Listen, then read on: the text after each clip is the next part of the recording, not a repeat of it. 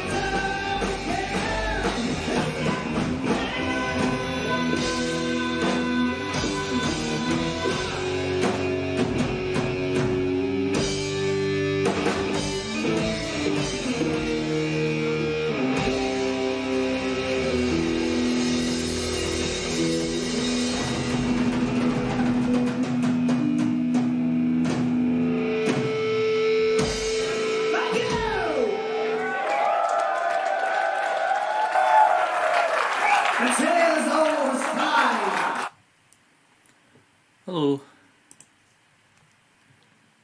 I think that's us now if you'd like to unmute yourself.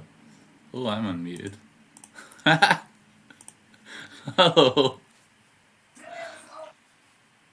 You can unmute You yourself should. now. You can unmute yourselves now. I don't really know what I'm doing. Oh! Hiya. Hello. How are you all doing? Yeah, not terrible. A lot better now that I've got this. Me too. Awesome. Yeah. Cheers, everyone. Hi, Cheers, everybody as well. lads. Clink. Cheers for tuning in so far. Anything? Yeah, not terrible. Oh no. Somebody Alright. mute Okay, yeah, the welcome stream to there. the stream/interview evening with Midnight Force and the Epic Metal blog. So tonight we are here, obviously, and also so are Aidan and André from the blog. Mhm. So, yes, I think someone still has the stream on in the background. But other than that, Right. yes, we will start with the interview part now. So over to you guys, and here we go. Yeah, thanks, Ansgar. I'm André from Epic Metal Blog. Our first question.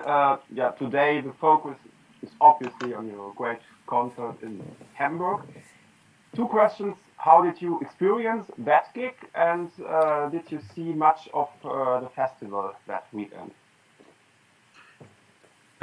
First of all, it was a great evening. It was, I think, one of the best shows we ever did, and Definitely. it definitely felt like we were off to a good start to the year with also the other Definitely. gigs around then, and then obviously, unfortunately, Corona hit. But we only saw the warm-up show, so the night we played with Riot City and Iron Kingdom And Sabïre. and Sabïre, of course. It was such a good But time. the day after, we headed over to Holland, so we didn't see the rest of the festival, unfortunately. It was a bit of a shame, but I felt really positive about the show as well. I really felt like it's it was really- one of the best ones we'd played, and Definitely. all the other bands were class as well. So I mean, much as we didn't see the festival, it was a really class way to mark it, at least to help sort of set the festivities and all the rest of it off. Yeah. For sure. As cheesy as it sounds as well, love the city. You know, it's like love that Oh, place. You know. Well, the only place we've ever seen the last few times we've been to Hamburg, we've only ever been to that venue, Yeah. which is really nice. But yeah, The Culture Palace. I don't think it's the part of Hamburg that most That's people right. see most of the time. But Yeah, we saw a bit too much of it, to be honest, when we were like, what, stuck? I mean, Hamburg's a cracking city as well. You got a lot of really great acts from there, like Running Wild and Zed Yago and what have you. So it was really great to play there from that point of view as well. And the organization is great. The Yeah. team from the Kulturpalast and the Hell over Hammaburg in general. it's really All the bands were very well looked after. Yes. Whenever there was a question, there was always someone to help out and answer. And they all just seemed generally really excited about the bands. You know, it wasn't Yeah, like, that's true. some bands and now we'll see how it goes. They were all really excited about every band that was playing. So from that point of view, I think it was also a great experience. oh, and the food was Yeah, really good I've always as well. found catering. promoters in Germany to be the most sort of with it and sort of into the music and all the rest of it. Yeah. Some of the best. I said my only downside about the whole thing is I got locked behind one of those doors that only Oh, opens from yeah. one side, and then I had to go all the way around for like half an hour, and like I was like, Jesus Christ, this That is. happened to me That's as kinda well. It was like an yeah. actual Spinal Tap moment. It was like, oh no. It's always there. Aye. Yeah, I think that was exactly the same as the I last think time it's as well. because that's one of the few places that we've played that actually has like proper backstage, about 30 rooms of backstage and showers and yeah, changing rooms, and Too many toilets. Oh, so it's Oh, just sometimes thing off when you're was not it. used to it, you know.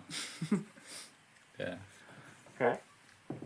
Yes, so you told us a lot about your great gig in Hamburg, but which clearly was a highlight of your touring history. Definitely. But were there also other highlights you experienced as a band, not only as a band but also as fans yourselves?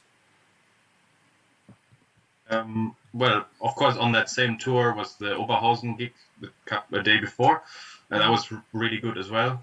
For a Wednesday night, it was amazing how many people were there and how crazy everyone went, and how good, obviously, the other bands were as well, Riot City and Traveller. Other than that, obviously, we did a few shows around Europe, so highlights there were definitely Crete, Oh, yeah, or definitely. Athens as well. Paris was great. and Harder Than Steel Festival in Germany in the 2018 already, so that long ago. Jesus. Is it really? With Omen and Ashbury and all that. You could have told me that was 2019, and I'd have been like, yeah, that seems about right. Yeah, I know what you mean. And just blurs now, but yeah. I know, it feels like a long Oh, time. I know it. Yeah, I think the Crete one definitely did. takes a bit of the thingy for me because of those gyros. Like, Yeah, fair play. That was fun. They were gyros hot fucking dog. good. It was quite something. Like The venue was really cool too. The venue was like an old cinema that had become a That's big venue. right, it was. So there was like what do you call those, like balconies that you sit and watch people and you're like, yeah, like a proper what are they called? I think I would have just said balcony. Yeah, like the stands and know stuff. what I meant. and it was free. And then you got seeing all sorts of people Sorcerer there. headline, that was proper good fun, and It was. They were a nice. lot of other bands. I remember particularly liking. I think it was Crimson Dawn. I think they had that particularly really interesting, fun theatrical stage show with all sorts of operatic, sort of interesting, sort of masquerade, fun stuff going on. And I always really appreciate a band that go the extra mile and sort of try and just sort of do cool stuff like that to try and stand out from the crowd and put a little extra effort into be entertaining. And I'm always really impressed with bands that do that, no matter what the genre. I do love a good theatric. You might have noticed we like our theatrics. Yeah, the band We did it. from Glasgow that we got a lot of the theatrics from was Viking Galaxy. Remember that? Oh gosh, yeah, They were a really fun power metal band from Glasgow that I dress up owe as a space lot Vikings to with the, like horned hats and stuff and pass out like foam axes to the audience. And, That's so they did, yeah. yeah, And were great. they had these like sort of smoke canisters in the back of their like big helmets, and they sort of took them off, and you see the smoke rising like. The hairs. And the singer, he would go like, "The air is breathable, my friends." I owe a lot to Liam from Viking Galaxy. Like, if you ever watch like any of our stage shows, you'll understand why. So, on the off chance that any of them see this, thanks, lads, much appreciated. Yeah, we played our first gig with him, and I think the first gig was the only one where you spoke normally. I've had a couple more gigs, I'm sure. Just I'm not maybe sorry. I I don't know, think maybe John it might ever be speaks more. normally.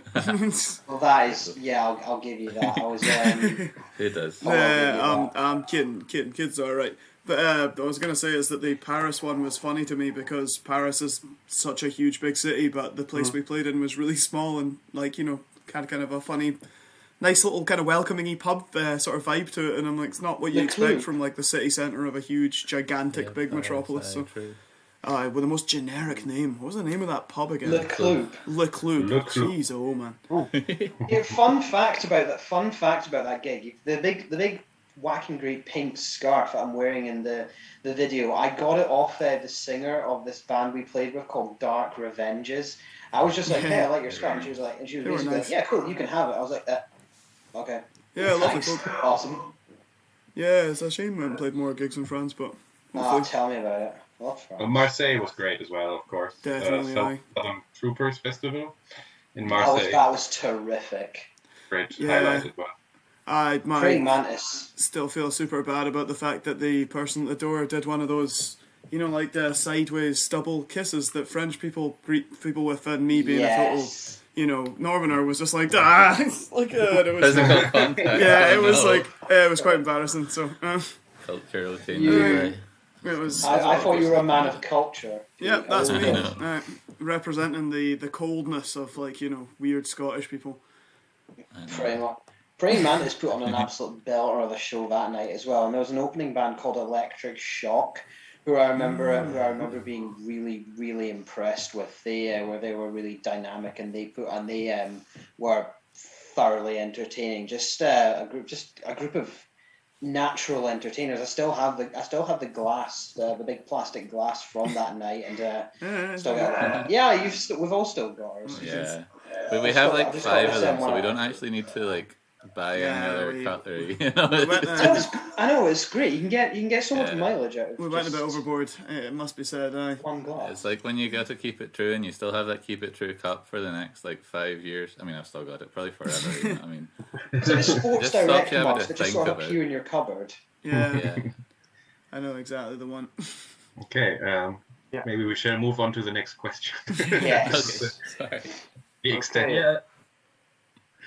Yeah, Yes. and Yeah, another question, Red, because one of the songs you just played was Doom of Kiev, and Yeah. Doom of Kiev, initially released on your second full-length album, Gododin, was also released in a different version on your latest EP, Vessel of Darkness, in which you decided to release a little bit of a different version of it, a little bit more spiced up version, maybe also a little bit more experimental.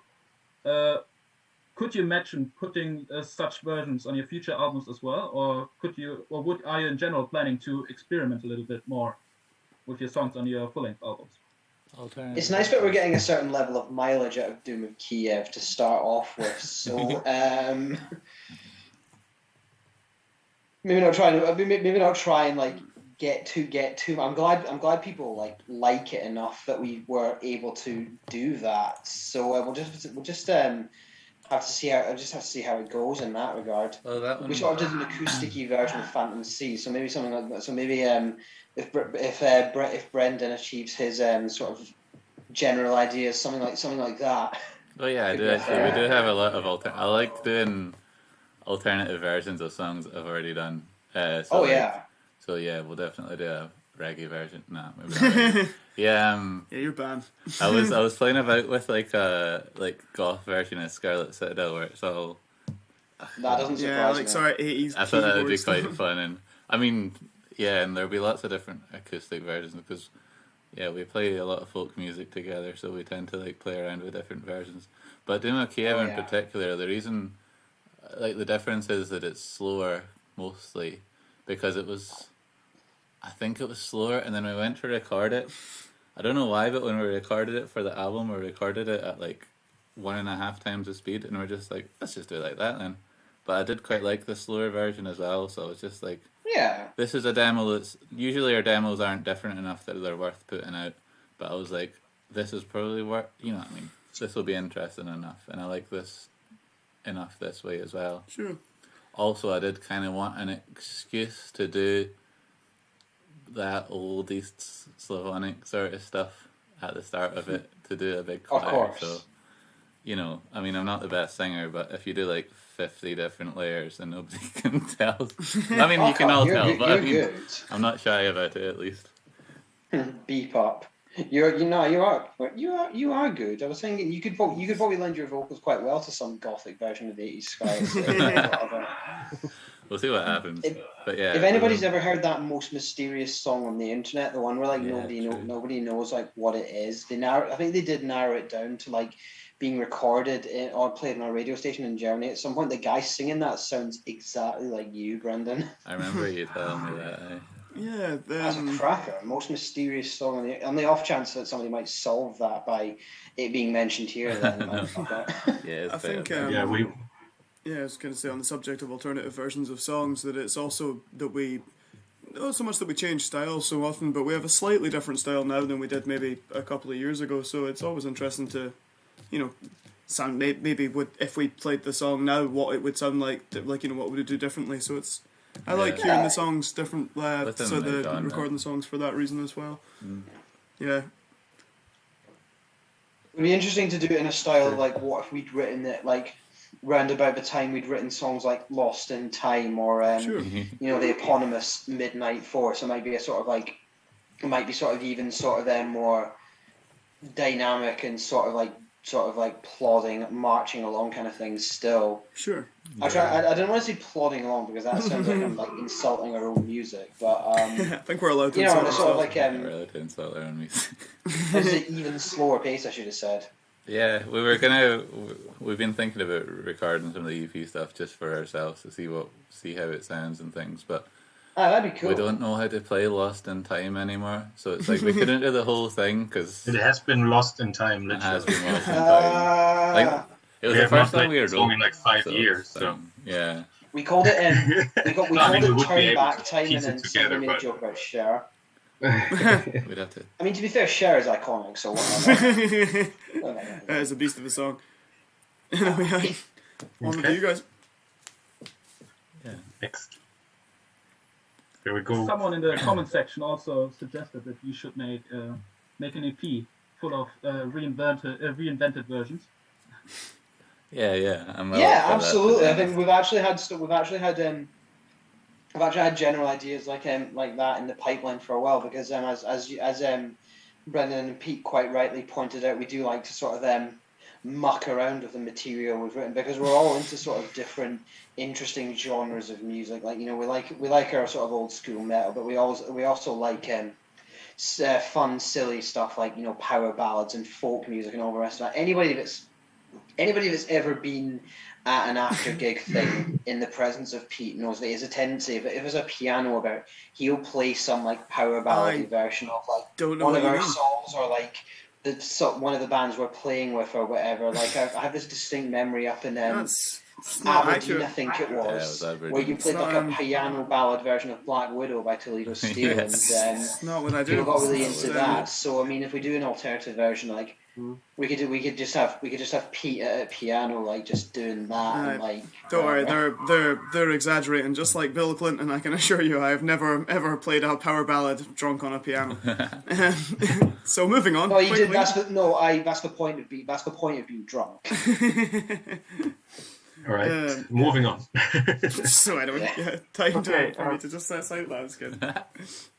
Yeah, we just listened to Scarlet Citadel, and we often choose this one as an opener for your shows. Yeah. It's Usually become it's the go-to opener, basically. Yeah. Yeah. Or It's sort of a habit thing. Usually they would just do we'll- second. We'll do like a fast one, or one that has like a dit at the start first. I don't know why. And then we do feel Scarlet like Citadel a gig second always to make fits. people like start singing along. You know what I mean? We'll do a fast one to get people in the mood of, hey, I'm at a gig. I remember that. And then we'll do one that's, I know the words to this song, so maybe they're more into it by the second song. But I think at Hamburg it was, everybody was kind of already warmed up and in the mood. So yeah. Yeah, I think in Hamburg we chose it because it was, I guess it's one of our best known songs, and since it was quite a big show for us, so a lot of people who might have never seen us before, we thought it was maybe a good way to get people in the mood and to get them, to know what we're about. But yeah, as Brendan said, usually sometimes when we play Glasgow or wherever, we play like a faster one first and then go into Scarlet Citadel. Or it's one of our chantiest choruses, so it's quite good for I think it's got quite. It is indeed. Yeah, always good to have one that people can sort of sing along to a wee bit. Plus, it helps people that haven't seen us before. Oh, pardon me. At least remember one song. They're like, oh, they had that quite good one that they opened with, you know. So I think it gives quite a sort of reasonably encapsulated idea of what we're about as well, because it does have a sort of diddle. It has that sort of quite fast bit in it. And then it kind of segues into that dramatic, silly like stage narrator stuff that I do, and then it has a sort of more dynamic pace to it as well. So in a way, it kind of encapsulates almost everything that we do. And all the two things that if you're not such a fan, then. You might get the point, and then you can just go off. You can just go off and get a drink or whatever. So go off and prepare yourself for the whichever much. Oh God, I had a joke there, but it's completely gone. Never mind. Just okay. Haha, it was really funny. Yeah, thanks. I appreciate the solidarity. Thanks. All right. Okay. Lovely. What do you think? Should we start the next half of the gig, or that capital idea? Fit right now, yeah. Okay, we'll go back to Hamburg, back in time. All right. Play a few shortly, more folks. songs. Enjoy. See you shortly. Of a king who traversed the continents, the lands, and the world itself in search of glory and of steel. You know his name, Megas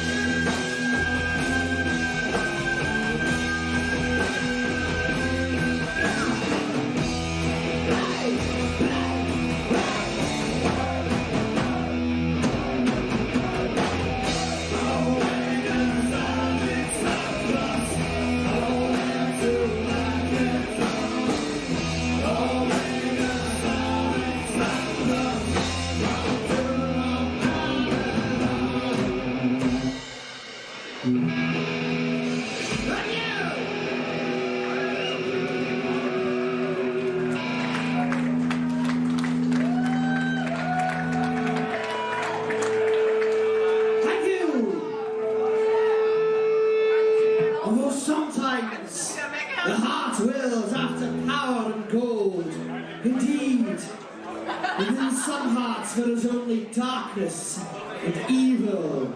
The urge to damn those innocent souls to a fiery death. Yes, the witch.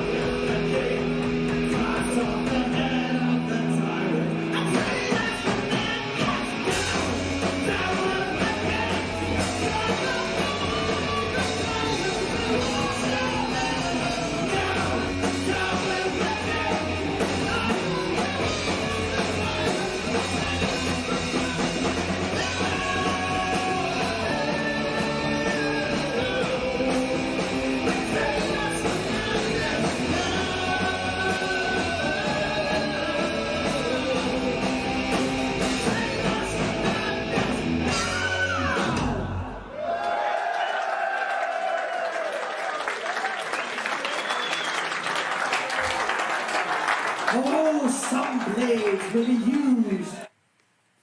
Hello. You working? Are we muted in the chat? Yeah. Sure. I think they're still watching the end of it because of the delay. Can you hear us? So that was Down with the King, a song that we play. Yeah, a song that I'm sure was on the set list somewhere.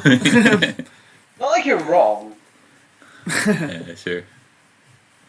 Well, I mean, the more like the moral of the story is that there was a set list somewhere. Somewhere is like the operative word quite often. Yeah. Tis indeed, good sir. So the first song of those that we played Good there person. was a brand new song that we'd only learned a couple of days before. Which that seems to be a thing that happens quite frequently, right? Like we're playing this song today. Okay. Yeah, right. We'll see what we can do, basically. Yeah, true. Yes, so you already touched one of our questions, because we actually wanted to talk about your upcoming album and new songs. Mm-hmm. So we just got to hear a new song you performed already several times live, I think so. Just on that tour, just over that weekend, so 3 times, and we played it right the last of those 3 times. But so I would like to know what we fans can expect from the upcoming album and how long you have already written on it. So, for example, how long do you already started writing and playing Megas Alexandros? And and replying to my earlier questions, how would you like to, or how do you plan to experiment on your new album? Or would you like to stick to your own sound, to your old sound? I'd like to think that we're still always kind of, not like constantly changing a sound, but sort of developing a sound. More like... Yeah, well, looking for ways to kind of elaborate. Yeah. We definitely don't sound... I mean, we're not going to sit here and claim that we sound like, we've changed like 70 genres. We're not prog or something, but we definitely have a different sound than we did in the past, I think. I think a lot of the stuff we've done for this third album is I think there is some consistency between the second and the third album, but there's definitely some interesting new directions we've taken. Like there's at least one song for at least part of it is actually in 3/4 time, and then there's 4/4. and then not 4/4 for a change, yeah.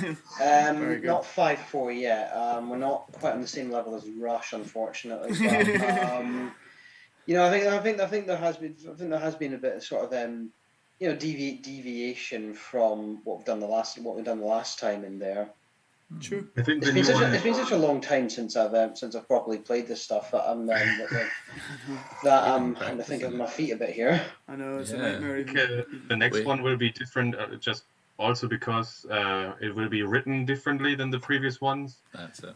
So at the end of last year, I moved back to Germany, obviously. So right from the start, it was clear that we would have to write a bit differently. Like we thought, I guess, at the time that I would be able to just, hop back and forth. But obviously, Corona made that very difficult.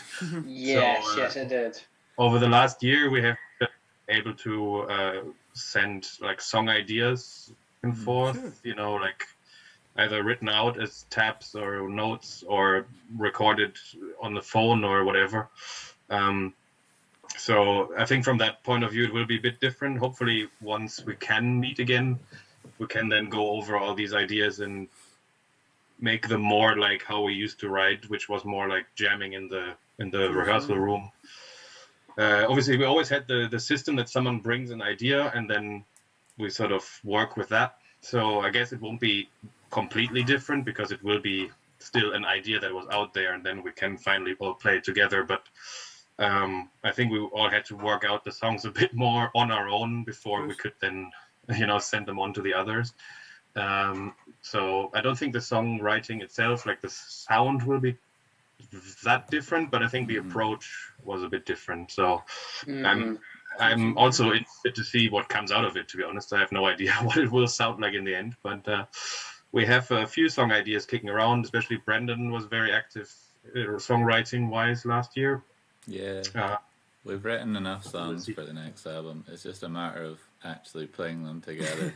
So me and Pete live together, so we were able to still go into our studio and jam a little bit. But what I was going to say is, as for the question of, I mean, expecting things, then I think not trying to promise too much, obviously, because I can't predict the future, but it does seem to be picking up a wee bit faster now that we can go back to if even a couple of us can get into the studio, then we can, at the very least, do some get recordings done of some of the ideas that we came up with so long ago. Well, what feels like a long time ago now. I mean, yeah, I guess a whole year is quite a long time. So now that we can do that, I get the feeling that the new material will definitely be out, at least not in the very, very far future. So get something going so that we can, people don't forget who we are. So I don't forget who we are, to be honest. I'm starting to forget the name of the band here a little bit. Should have worn our own T-shirt. I almost forget who I am. I'm starting actually. You're actually, John. You're fading away a wee bit into the distance. You're actually starting to smudge. That's true. I don't, Mr. Warnick. I don't feel so good. Yeah, it's all written. We've played a couple of songs. We played one of Pete's songs. 3 Empires Fall is the working title or something. Yeah, we did that a few times as well. About Haitian Revolution, which was Revolution. And then so we played that one back in January last year. Then I wrote 2 songs which we tried to work on.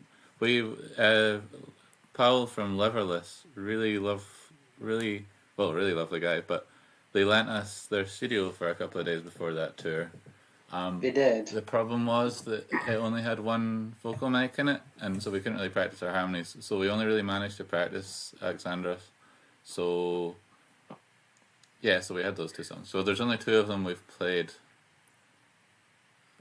Was that all I had to say about that? Then so there was 3 written, and then we kind of just had a burst of, I've got nothing else to do, let's write a whole bunch of songs. So Pete's got another one written about Greek folk going to the north to Orkney or whatever. Destruction and things, usual stuff. Oh yeah, I'm a Greek person, isn't that exciting? And then the folk from, where was it? Was it from Dover or something? We're I don't quite know. Mate, you know what I mean? We can speak Greek. Yeah, it's always good fun to write about. Ancient Greek folk. It's basically like it's kind of like us gigging literally anywhere. Yeah. That's all I've got to say about that. I hope that made sense. That's quite interesting. Was that, sorry? That's quite interesting that you already mentioned it, because something that sticks out when looking at Midnight Force is that all of you guys are writing lyrics and writing songs. So how does it come together that all of you are creative minds, and how does it function in a band? You just kind of hone it over time to an extent. Like I think some people are just like naturally that way, whereas some people just sort of, other people just sort of they sort of jump into it and sort of hone the creative abilities over time, I guess. I think the potential is definitely in everyone. I mean, if I can come out with even one song, then I'm sure anybody really can do it. I think we all have different approaches to songwriting. But I think we do manage to make it sound consistent, partly because, as I said earlier, we usually then work on the song idea together. I think at the start it was mostly me and Brendan who wrote stuff for the EP and then the first album. But with the second album, then John and Pete started to write more stuff as well. And for the new one, as Brendan said, Pete already has 2 songs and John is working on one as well. Yes. I think it helps that we're all interested in the same sort of stuff, historical, fantasy, sci-fi themes. We're all incredibly uncool people. Speak for yourselves. Why are you writing more songs nowadays? Yeah. Why? Why are you doing this? Why? Sorry. Why did you suddenly? Because it was Parfio in the last album was when you kind of started writing Midnight Force songs, eh? Were you just like, I know how to make them not too glam, so that I guess in my sort of earlier days, I was a bit the style wasn't. I wasn't. What's the word I'm looking for? I wasn't as set in my style back then. I was still used to playing in a bunch of different styled bands, a lot of which were kind of either like really cheesy glam or melodic rock stuff. So it took me, I guess, a kind of while to get into one of them. Actually, it was, you can blame Ansgar for that. It was him that I met in uni that kind of got me into it. So yeah, so I think that's mainly the reason that it took me a while. Just, I guess. Okay, and Well, also that, I mean, I guess I go on every so often. I go on a Total War binge, and then I'm just like, I should write a song about this one thing. Of course. I mean, I'd be lying if I pretended otherwise that wasn't at least some inspiration to some of the songs that I've written. Like, really awesome Total War battles. Which yeah, that is what does it. That is entirely understandable. I have no shame. I can relate to that. Yeah, nice. Oh yeah, absolutely. I get the feeling at least half of the metal community can relate to that at least a wee bit. Yeah, I know. Especially if it's medieval 2. I've only played medieval 2 and Empire, but I think medieval 2 I particularly enjoyed. Aye. Bit of a shock was when finding like pike militias broken in medieval 2, but then like when you get to Empire Total War and you realise they invented guns, then it's borderline useless. I wouldn't even get me started. Right, okay. Yeah, Let's, I was gonna say. not I'm get not on a tactic. tangent about the Let's not get into that. medieval games or I'm not a Total War tactician. games right now. Yeah, Actually, history is the topic of one of our questions because, as you might know, André and I both are historians, and so we really are interested in history, obviously. And one of our questions is, how do you approach historic topics for your songs? There are some bad examples out there. For example, you have a totally different approach towards history than, for example, Sabaton, or something who are criticized often, my opinion, for good reason. So, how do you do that, and how's your approach towards it? I actually My own. Oh, sorry. No, you go for it first. My own is that I sort of like if it was a subject I was kind of interested in, like whatever, I'll just sort of you know, I'll just sort of like maybe sort of like type it into the internet or whatever. Sort of try and find a few sort of generally quite interesting articles, some kind of like general sort of you know, facts and things I find particularly interesting about them, and then try and express them in the most sort of like in some relatively general terms, whilst trying to add a sort of like lyrical, poetic flair to them, if that makes sense. But the main thing is just like, right, okay, whatever kind of subject I'm naturally interested in, or sort of whatever sort of folklore that I kind of like. But as I say, I'll just look around for ways on how to actually like properly word it, and as I say, just try and add something interesting and poetic into it. Sorry, Pete. Yeah, I was going to say actually, I did history myself, so I think it's. I don't want to speak for the rest of the group, obviously, but I think it's funny because you know, obviously, like Ansgar and John, you take a more sort of literary kind of approach to the sort of history, which I actually quite like because they, I think, look at it more from a kind of I don't know, like a sort of like the tale of an epic kind of thing, whereas, you know, as a... Essentially, yes. I studied it a wee bit more of a bit of a... Oh, hello. Oh, hello to you too, Skin. Sorry, my partner's here. Okay, Yeah. hello. So I take it a wee bit of... I did actually modern history, believe it or not, despite the fact that we do a lot of sort of classical topics, so... it's a bit of a shame because I only did it as an undergraduate, and then I did a different subject as a master's, but I really missed my old history days, and I actually did classics in my original days as well, so I mean, I so think you did, yeah. It's the same in as far as I know, it's the same in German and French as well. The actual word for history is just story, so I always kind of thought of history as being like a bit of a narrative, you know, like in it's a bit cheesy sounding, but the music that we play is just essentially another way of telling like the version of history, just apart from for a bit of a kind of, you know, artistic-y kind of flair on it.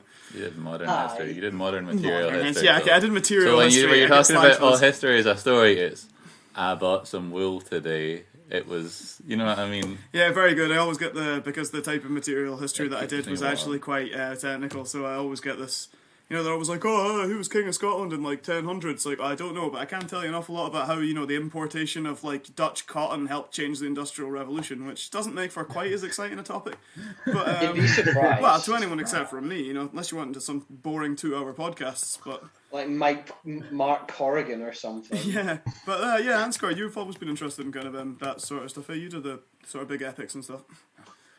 Yeah, I did classical history classics in as an undergrad as well. for 2 years. But generally, it was just a private interest for ages as well. And then the songs, just sort of happened. I wrote my dissertation on Dunsinane, not the play by Shakespeare, Macbeth, but the play by a Scottish playwright called Dunsinane, because I translated it for my dissertation. And then I thought, well, this would actually make it quite a cool song, not just do another song about Macbeth that 100 other bands have done, but take it from a slightly different perspective. And it's also always good to have a sort of modern reference, I guess, like with the Scottish English. It was around the time of the Scottish independence referendum. That was only like a year or two before I wrote the song and stuff like that. I think you just sort of take it as it comes. If there's a specific historical event that you stumble across and you think it might make a cool song, then you just sit down and write about it. Absolutely. And I think André just pointed out that there's some questions or ideas in the comments. Maybe we can quickly go into that. Yes, there are some interesting questions in the chat. For example, is there going to be a collaboration with Jutta Weinhold, the former Zed Yago and current Velvet Viper vocalist? I would love that, to be honest. I was actually in touch with her for Gododin for her to do a verse of Over the Phantom Sea, because John kind of wrote it as a homage to was it Over Yonder? From Over Yonder, the first album. Over Yonder, there's a lot of similarities between that and United Pirate Kingdom, which is which is a song I got really into. So I was talking to her about that, but unfortunately schedules didn't work out and she didn't have time to do it. It's one of those things. But I'm still in touch with her. Obviously, I did the interview for the Epic Metal blog with her and stuff. So if something comes up, if John writes another pirate song or something, then sure, we'd love that. Go on, we need a pirate song. Another one. She was very nice to me over Facebook as well. I said something about getting the Black Bone song LP with the free patch, and Jutta was like, Jutta Weinhold was like, I would give one to you, but I have nothing left. I was just like, I really appreciate that sentiment. Thank you. It would have been anyway, so. What's that? You got the patch anyways, so you didn't. Either way, I would have also gladly accepted another one that I could put on a different denim or whatever. There's a comment about Viking Galaxy. What's this? It says, "Are we going to write a homage to Viking Galaxy?" That would be very funny. That's my everything I do on stage is an homage to Viking Galaxy in one way or another. I would be very up for it, but I would need to spend at least several weeks, possibly years, working on my ability to do those falsetto backing vocals. Getting there. Oh, actually, yeah, no, it wasn't so bad there. I need to get some more Fisherman's Friends, but get a couple of. So is you buying all those? Oh yeah, no, they're recommend them. They're good. Yeah, I'm not sponsored by or anything. Just you should get them now. I'm just kidding. But I would absolutely love to do like tributes to albums, any band, to be honest. Aye. That's a good idea. No, I can't read the other things. Oh, yeah, sorry, our thing's frozen, so I can't read any other comments. So, unless you one of the guys want to ask another question. There was also another question asked. So, if you look at your YouTube channel, I think there's one music video out there of Killer, and somebody asked whether you're planning to releasing a music video, or rather, or maybe a live video with the new album. Well, we wanted to do a video for Gododin. The problem, for the album, the problem was, it was like, what songs would suit a music video? And it was like, maybe Kiev, like Dima Kiev, maybe Walls of Acre, maybe Parfia, what else is, maybe Phantom Sea. And it was like, you go through them and you're like, Kiev, we don't have enough horses. Acre, we live in Scotland, not like... Scotland actually doesn't look like Syria as much as we've tried to. Not to mention the fact that the actual place is long since vanished, so that'd be a bit so it's quite difficult. God, spoiler alert. I know, I'm sorry. I haven't gone to the end of the book yet. Yeah. Firefly has the same problem. It doesn't look Darth like Vader always looks clever. We had big plans for Gododin, the song. Yeah. Because it's obviously set in Scotland, so we could have done something with that. Then we never got around to doing it before I moved away, and then Corona happened, and then we kind of, but in theory, we had a lot of ideas and a lot of already sort of plans made up for the videos and stuff, but hopefully whatever song will be suitable for that on the new album, we'll finally get around to do another one, like a proper music video. Like, filming Killer was great fun. It's filmed in Edinburgh, in the little alleyways in Edinburgh at night. That was good fun. Yeah, in the medieval. That was a lot of fun. Yeah, you can actually say that when looking at the video. I personally really like that you could see you enjoying it, and that's something that's just quite important in the underground metal scene. If you can't enjoy skulking around like dark back alleys in Edinburgh with a big hood and a comically oversized dagger, what can you really enjoy in life? Actually, a fun fact: John actually killed several people in that alley in preparation for the video. I paid off a lot. I paid off a lot more people. I didn't pay off all those people so that you would tell everybody that. Whoops, sorry. Can we cut that bit? Is it live? Yeah, you guys can edit that, right? Yeah, more videos will be good. We've got his brother makes music videos. So my brother is the one that we usually get to get the music videos. He's just got himself a couple of fancy, well, I say fancy cameras, as fancy as, people in our money range can afford cameras. And it's you can get some pretty decent, I mean, it would be nice to get even just a couple of videos of us even live sort of stuff, like studio stuff kicking around. It would be, I guess, better than nothing, kind of to fill the vast void of the musicless kind of lockdown that we've had. So just really anything, to be honest. But yeah, definitely people can expect more music videos and more just general videos of us playing music in hopefully just as fast as we can get it out, to be honest. I put together that wee lyric video type thing for Vessel of Darkness, but it was more just for getting something out, but I mean, not as far as it. I did one of those storytelling things a while back, and just kind of I was going to do more, but just life kind of got in the way, and I got kind of sidetracked. I don't know if I could pick that up again, or if people were just like, oh, good, it's just a one-off thing. I don't know. Yeah, I wrote a bunch of I really do like dungeon synth, to be honest with you. So I was like, it was really cool. I want to do like dungeon synthy versions of all their tunes, but I did Killer, and then I started doing Scarlet Citadel, and then I kind of just got, when you kind of get stuck halfway in a song, and you're like, I'll do it when I've got the idea for it. It's because you're copying my idea of doing new wave covers of all the tunes. Yeah, so that's all their alternative versions of the tunes that'll come. I'll be like, yeah. Oh jeez. We'll wait till we've got our own video game. It'll be a very fun winter. Yeah. Absolutely. Yeah, over to you guys. Yeah. Yeah, I'm never quite sure what I have to go back to people. Shall we go back to the gig, or what shall we do? Sounds good to me. Yeah, sounds good, Like I said, we need one of those wee red lights in the background for when we're just talking or not. Yeah, that'd be cool, actually. Just a red light for when we talk too much rubbish. Oh, to be honest, if I had one of them in my life, my life would be probably a lot more streamlined by now. I'd likely be the president of Britain, So, like your president of Scotland. That's the president of Scotland. Your head would be on all the money. Exactly. Like the Queen and me, just like. Okay, to the video.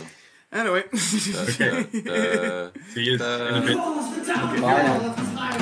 Enjoy. Indeed, it is one who lurks in the shadows, who uses pain, the ill, the heart of the vicious, cold-blooded.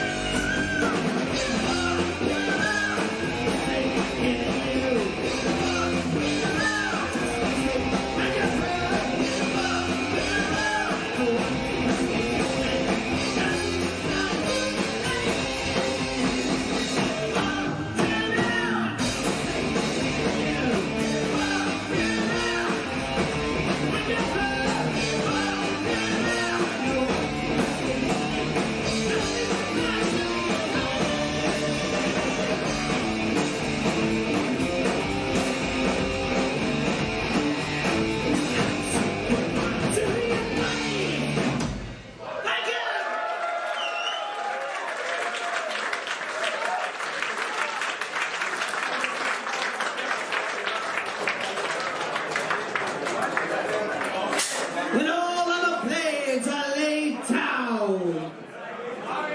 There is one that remains. That which lies at the head of an army of thousands. The tyrant clad in black. The warlord is gone.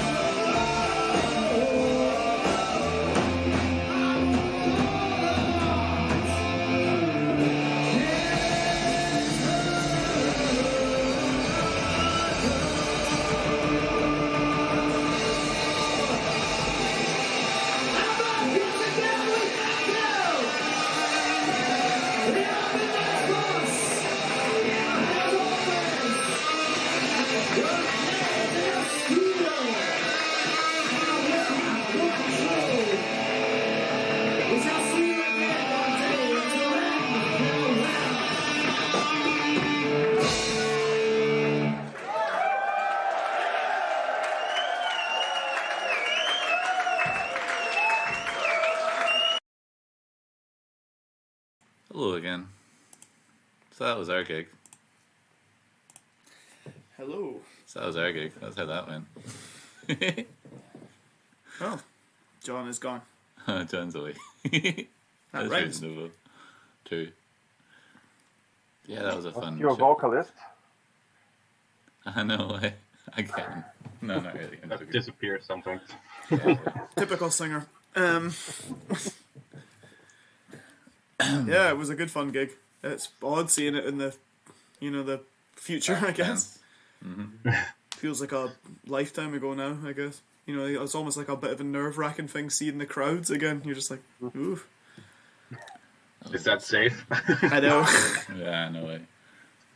Well, we've got our. Have you got your vaccine as well? We both got our first vaccine, right? Yeah, I've definitely got one of them. They've been quite quick here, so I guess it's the one good thing about living here. Oh. Mm-hmm. John's got their vaccine as well, first vaccine. So yeah.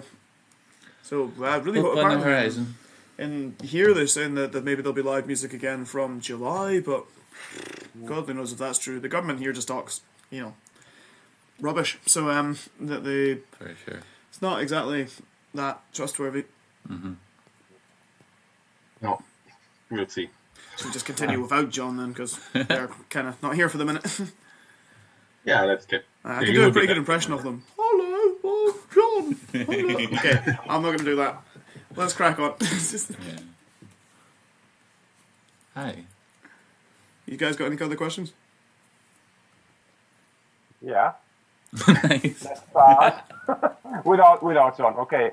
Yeah, it's away quite from him. obvious in this context. We would like to talk to you a bit about social media. Okay.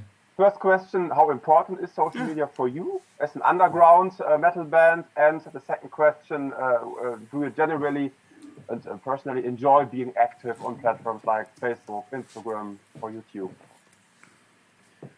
I think it's, for better or for worse, essential, I guess, for a band nowadays. You have to have a certain social media presence.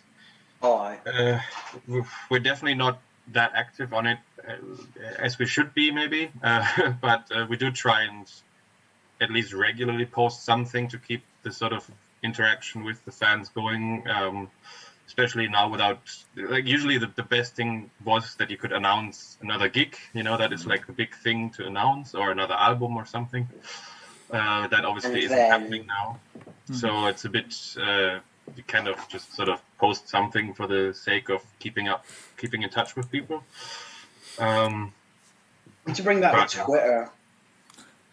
Yeah, so I guess it's kind of necessary. There's obviously bands that try to find new ways to make it more accessible for people, like Facebook groups and the likes, because the actual reach of Facebook posts obviously is getting trickier and trickier without advertisement and all that stuff. So it's a two-edged sword, I guess. I mean, social media overall is very hit and miss, let's say, with the kind of people you get on there. But as a band for promotion and all that stuff, I guess it's kind of good to have that tool at your disposal. We use do you still, I should probably know this, do you still keep the Instagram up to date? Because you're quite good at like finding some chainmail and making it like a glove, or like getting you have to, especially with Instagram, obviously it's all metal. just about the pictures and stuff, and so it's a bit easier to just put something out there just to keep the interaction up. With Facebook, you feel like you have to maybe put more content, I guess. Right. Do a new video or whatever, but Yeah.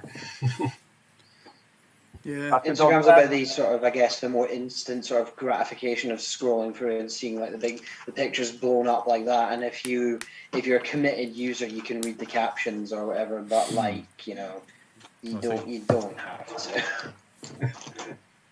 But it's good. You should though. There's some good stuff. There's bound to be something informative in there. Yeah. But you don't plan to create a TikTok profile too? For the very young fans. Do you know the funny thing about that is that there was people keep making fun of us too for being on it, because one of the songs that we do with the folk project that we do, like just for, like a busking thing we do in Glasgow, does a song called The Weller Man, which just got really big on TikTok, which means that people keep going, they're like, oh, you should be on TikTok, and I'm like, I'm about 15 years too old to be on TikTok without feeling slightly uncomfortable. So I was doing some work in some schools, and some kid asked me if I knew what it was. I was like, how old do you think I am exactly? Never ask kids how old you think you are. That is a symptom. It's a symptom that you passed the threshold. Don't I know it? I mean, you're respectable now, and you have to buy a tie and a shirt. I don't have to. I guess to a stage, doesn't it? Yeah. It's true. Okay. Yeah, we've got a totally different question next. Yes. Sometimes you take positions on political issues. Therefore, our question: how did you experience the recent election in Scotland? The very recent one the other day. Yeah. That's interesting because I think the first thing I can say about it is when I went down to the polling station, there was absolutely the longest ballot paper that I have ever seen. Because it was like a comedy. It's like a comedy medieval film. It was like a messenger. Yeah, it was like a big scroll. and he'll roll out a scribe and read some absolute jack shit off it. And only in this case, the absolute jack shit was things like abolish the Scottish Parliament, or that guy that got his dog to do a Nazi salute, or any other subtle variations of parties with names like Reform, Retake, and just an absolute casserole of nonsense that you wouldn't even consider voting for, let alone like. I don't know. It's just a very very strange one. And I mean, like. A lot of people just generally people like vote SNP. Or there's a lot of SNP safe seats, so they're just. I mean, it is an interesting one. I think people are like more vocal and even dare I say like tribalized about issues these days, and that manifests itself in a lot of extremist political parties and people sticking SNP out stickers on lampposts or whatever. So really, I think this is probably more an intense electoral climate than almost any I've seen in my lifetime, just about. It's definitely an interesting sort of time to be alive. I mean, I'd kind of hoped, I was a Green voter, so I'd sort of hoped there would be more Green issues kind of at the minute, because I sort of had a bit more of a vain hope that there was maybe more, Green stuff in Scotland than there actually was, but maybe I was wrong. So I think this time, obviously, Nicola Sturgeon said that if the Independence Party's got a majority, they would do another referendum. So a lot of people were like, "Oh, well, we have to vote SNP," but, or SNP and Green. Because it's just, I mean, obviously it's a tough one for us because as musicians, it would kind of be thanks to Brexit, since most of Scotland was against it, it would really be kind of in our interest if Scotland maybe was independent, because then we'd have at least maybe a bit of hope of the rest of the world not hating us. But it's kind of hard to tell. Like. It's looking very hard to get in, but it's very, very, very hard at the minute to decide on the future, because we don't know if we can play gigs and like the three of us can go to Europe without having to play, for example, work visas for like playing a gig. So we just don't know anymore. Obviously, we didn't have to worry about that when Britain was still part of the bloc and stuff. So it's just hard to tell. I mean, obviously, it's a big issue for Scottish people. Is that Brexit thing still years later? It's still haunting us, and I don't know. I mean, I'm only obviously speaking for like a few people that we know, but I think obviously it does seem to weigh on the minds of a lot of musicians. That how are we going to play gigs in Europe, especially if our like our whole it's just better off if being able to play more than one country and on a tour, for example. I mean, Britain's an island, so it's hard to play like a a full tour just doing Scotland and England, obviously. So it really would benefit us if we were still in the EU as musicians. For sure. Plus, in a lot of ways. The amount of people that come to a show in Germany versus the amount of people that come to a show in Scotland. Like for example, the German venues and just in general, the promoters in Germany are a lot kinder, like, towards musicians than they are in Britain. So, if, as a Scottish band, a lot of our future kind of depends on being able to play shows abroad, and if we can't really do that, they're kind of cutting us off. So, like I said, that's the biggest, I think, political statement that we could make on terms of how it relates to music, because that is really related to that Brexit stuff and just how easy it'll be to get like into Europe. So that's all really I think I can say on it. And they're not going to prioritise music, the Tories in England. No, it's an absolute nightmare. So, as well as that, we have to now worry if we get CDs in as well, because there's going to be merchandise tax possibly if we're going to have to, as a business and things. So I really don't know. It's going to be a tough one. Obviously, as everybody knows, So. Yeah. So we're not that happy. Yeah, well, we don't have to worry about it just now. Luckily, the corona has stopped us from thinking about it for a year. Well, I say luckily, as if that's... We know what you mean. Yeah. That's like saying, luckily, I've stopped thinking about my being stabbed in the abdomen because I broke my ankle. Like, it's kind of not really a big comfort, but... Yeah. No. Yeah. Don't know if you were following it in Germany, Ansgar. Like, do they have a lot of coverage of the Scottish election in the rest of Europe? No, I was obviously following it very closely, but I don't think it was it was covered, but not like a major big deal because it's a small country. Yeah, fair enough. I think in Germany it's still kind of hard for people to get their head around that it's a separate parliament, like a separate kind of election and a different electoral system and everything. So I guess a lot of German, like the average German person who hears it on the news might be like, oh, why are they covering like local elections in Britain? But then obviously, I'm sure there's also tons of people who are aware of, That's what people in London would probably say. I was quite surprised when I went to Germany how like a lot of Scottish random bits of culture are kicking around. I often wonder how much you guys like know about us. Like, there's like little random folk music things and pub karaoke's and bits of our whiskies and beers and food kicking around. So I often wonder if anybody in the world knows that we're like, an actual thing. Or yeah. I think Germans love Scotland, so I hope so. Why? Because we can actually say the U in Dusseldorf properly.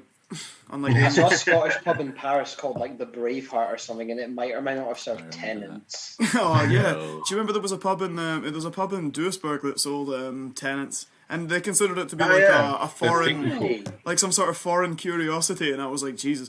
For context, tenants is just like what you drink when you have no money in Scotland, like and you're in a pub, like usually it's the cheapest pint, and it's very bad. I'm about 10 minutes up the road from the brewery.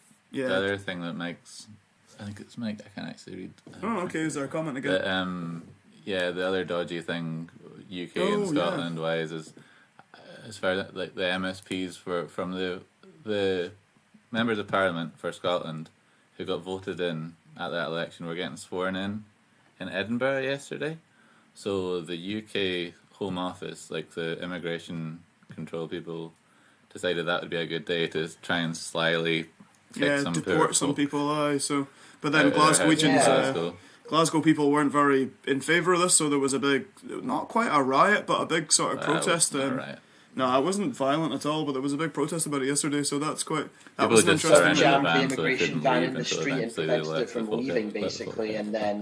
the south side of Glasgow is like the most sort of diverse part of Scotland, so a lot of the people who live there are very sort of they're not big fans of the UK immigration service, so they kind of gathered around the van, prevented a van from leaving, and that's quite. I mean, maybe not a big event covered in the rest of the world, but to Scotland it was quite important because it shows a bit of a conflict between the Scottish government, the Scottish police, and the UK government, which is an interesting kind of, who's kind of to blame for that situation, and it was.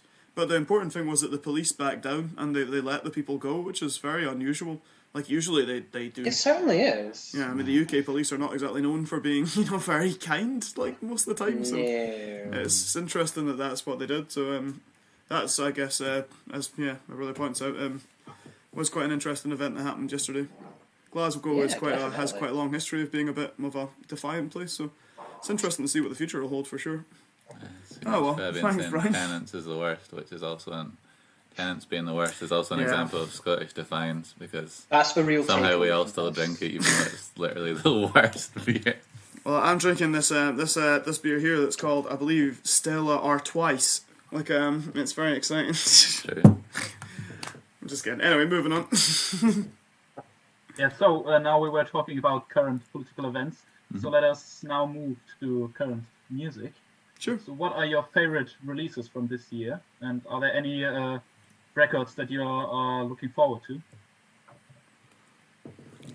I've already had a lot of highlights this year. I think it was Warrior Path from Greece had a great album. Then a band called Stygian Fair, great. Velvet Viper, obviously a new album, which is great. Yeah. Then two great Doom bands from Germany are now have There's a lot of released. good Doom. One released their first album, one their third album, I think. Servants to the Tide and Wheel. And yeah, then I'm currently reviewing the new Pharaoh album, which will be awesome. Spoiler alert. So yeah, I think it's been a bright start. I guess a lot of bands just had the time last year to record awesome albums, and now they can put them out. Thanks very much. Like as far as they managed to actually record them. Just getting some food. Just getting some food on the go, folks. Okay. Sure, you've Sorry. kind of frozen there. Oh, it's yeah. my internet's being unstable. Hold on. I've actually been a bit sadly behind in my album things recently. We've been doing a lot of our kind of own music. Me and Brendan were doing a lot of sort of acoustic jamming, trying to keep ourselves busy during the lockdown. So I've actually been a wee bit behind on mine. You know, my plan was to wait until the sort of lockdown had ended, then, you know, overload myself with all of the best albums that have come out during the whole, you know, entire lockdown. So I'm sort of, you know, I'm one of those, you know, waits until the whole series is out person before binging the whole thing in one go. So that's my plan for the future. Speaking, I was gonna say, I was saying, I wanted to do, you know, folky versions or acoustic versions or dungeon synth versions of the tunes, and it's like every time I'm like, okay, I'm gonna start doing this, Seven Sisters puts out exactly that. Hey, you've probably noticed there's, I mean, really, really good. So I would check that out. But yeah, Seven Sisters put out an acoustic vinyl last year, and Which I still haven't listened to be honest. some dungeon synth tunes and stuff. So yeah. They So it's were just great. funny that They were every time I'm like, oh, I'll do this. Seven Sisters have done it. Is there I'll do acoustic this. one got harmonies in it? Because that was the best bit. Yes. Okay. That's good to know. So yeah, so check that out anyway. So I just wanted to say that because I thought it was funny that would always happen. So we're not stealing their ideas, but also we are stealing their ideas. Yeah, same as with the Facebook. I was kind of speaking of like seven. Oh, there we go. Oh, hey, John. Oh yeah, no, I was just saying like the thing I wish I'd thought of was like the big bright pink T-shirt that Seven Sisters had come up with, which I was very impressed with. So I was like, God, I wish I'd come up with that. Cool, yeah. Yeah. There's still time. Oh well. And that's, Actually, they're on the list of people that I've played drunken power ballads on a piano with. I'm pretty sure Seven Sisters. Seven Sisters, They are. High Spirits, Toledo Steel. Kingdom. The French band. Who are the French people again? Oh, Dark Revengers. Oh was my there a god. piano in front? Oh, yeah, I think it that. was them. Yeah. Sortilege. Yeah, that's the one. I saw Jeez, it. that was That a was. weird one. I mean, not them, but our Yeah, it was state of smack. drunken. Anyway, moving on. Anything else to talk about? Don't remember that. Yeah, I've not listened to so No. much new metal, to be honest. I'm pretty sure there's stuff that I've heard that's really good, but I don't know. Yeah, no, I was going to say with Seven Sisters, they also did the Facebook group thing and Witch Hazel and Haunt.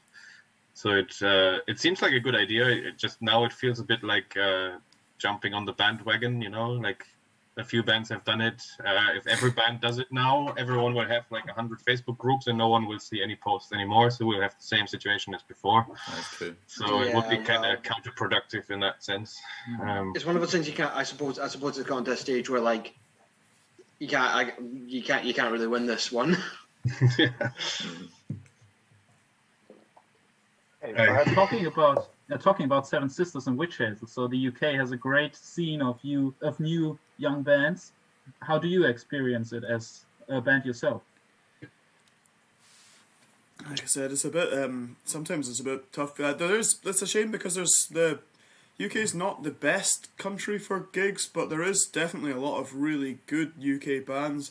So I guess the good thing I'd say about the UK metal scene is that sometimes there's this quite good sense of kind of solidarity of like, you know, the common struggle, because we all sort of, you have to fight a bit to get like the money that so does for the gigs, the booking agents to be reliable, the equipment to work and stuff like that. So sometimes it's a bit of a pain. So for example, the bands that we played with regularly, like Toledo Steel, were actually very good. You know, you end up with a kind of, sounds cheesy, but a bit of a common bond of like, you know, well, we're all sort of trying to do this together. So I'd say that's, I mean, I'm sure most kind of metal scenes are probably the same, but I do think that's probably one of the most positive things I can say about the scene in Britain. There is a bit of a kind of, you know, we're all on this. I mean, there's even, despite from different genres, there's still quite a wee bit of a, yeah, we're all kind of in it a bit together, like, because it's quite tough to get gigs here and things. So yeah, I think, well, it's not that tough to get gigs. It's just tough to get like good gigs.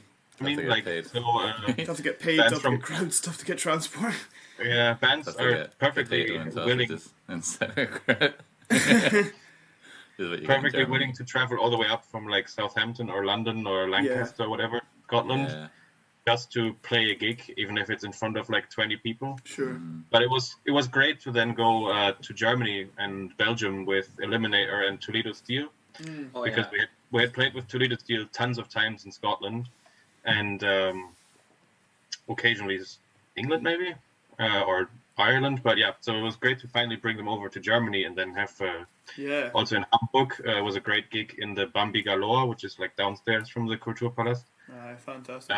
Or in Kiel was a great gig as well, and then it kind of paid off, you know, like you've known the guys for like 5 years or something, you've played dozens of gigs with them, and then finally you can both play in a venue where it's like everyone actually appreciates the music and stuff. So yeah, definitely. Yeah, which you don't get that much in Britain. I guess London or Manchester or so on a good night, or obviously we had great nights in Glasgow as well. Like last year in January was amazing with Culloden from Newcastle and that was terrific. Yeah, good folk. But yeah, it's a very productive scene in terms of new bands coming out, but they then kind of rely on going over to Europe and definitely some money and selling some records. Well, so, Britain being kind of a smaller place as well, there's only like, I suppose there's only so many people. Yeah, it depends on the place, but yeah, definitely some pretty awesome bands in the scene though, like all great people. Like we've played with I'd say very few of the folk we've ever met in the UK metal scene in terms of bands are actually not good to work with. Everyone's quite played a bunch of we've gigs been working with Toledo Steel for very like before Midnight Force were a thing. We've kind of known them, and we've put, like, me and Ansgar have put them on for shows, and see what I mean? So we've known them for. We supported them as part of our old band Disaster area. In terms of like, you know, geography of Britain kind of thing, they're pretty much from as far away in Britain as you can get in the UK before you're actually in the sea. So it's quite. It's funny that they're the ones that we decide to work with. Although obviously there's bands from our, you know, in our more of our local vicinity that we work with a lot as well, like Farseer, who are obviously absolutely amazing. But Sith as well, they played that gig as well. They're absolutely. A lot of fun. Rune Master are very good as well.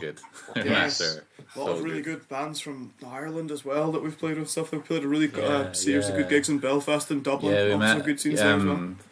Ansgar put on Rabbit Bitch of the North, and so we met all them and met, you know, Rabbit Bitch of the North is a bit of a tricky name to get your head around, but it's a great band. Absolutely worth it though.